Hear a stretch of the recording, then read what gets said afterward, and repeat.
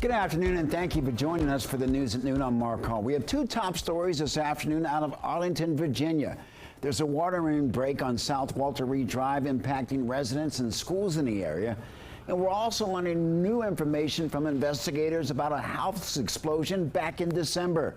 We're sending it over to DC News Now's Haley Milon with the latest on that house explosion. Haley, police had a news conference earlier this morning.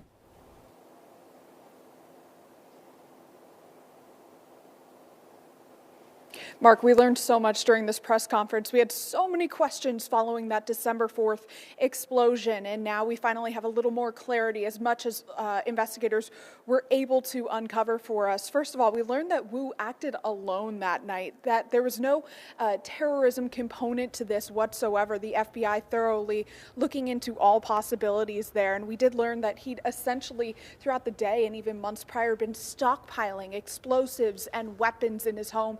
And the day of the explosion, he actually covered all of the windows in his home with black trash bags, and we'd heard that, he'd been stockpiling aluminum foil, covering up his home with that as well. So a degree of suspicion and paranoia for James Yu leading up to that day. Now, this all started around 4 in the afternoon on December 4th. People at a nearby park behind the duplex heard gunshots, and an officer actually tried to make contact with Wu, and he couldn't do so. So the duplex was then cleared, and Wu was the only one left. Now, officers breached the door of the home eventually with heavy tactical gear and a ton of units. There were fire units responding as well.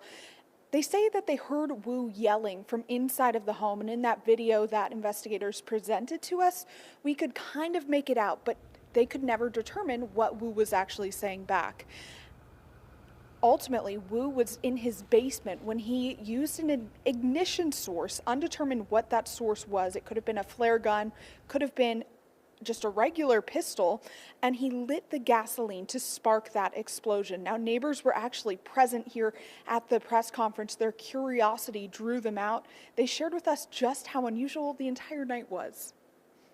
Yeah, I mean, it's one of the. I mean, clearly it's way off on the far end of crazy things that happen near you, but at the same time, it's so. One of the things that makes it so shocking is it's so out of the norm for our neighborhood, our community, and that kind of aspect.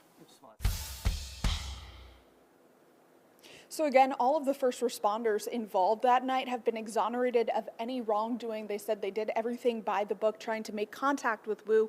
The burning question here is, why did Wu do it? We've been seeing, social media posts from Wu prior to his death, prior to that explosion, with a lot of conspiracy theories. We do know that he made contact with the FBI several times over the years leading up to the home explosion, but no investigations were ever opened up into Wu's claims. And the police department says they never had any contact with Wu in Arlington, never had any mental welfare checks on him, and never had any prior issues with him. Now, his neighbors are declining to comment, the neighbors who own the other side of the duplex. They won't be providing any comment, but again, this whole incident just shook up much of Ballston, much of Arlington, and now we have a little more clarity as to what happened and how that home exploded. Mark?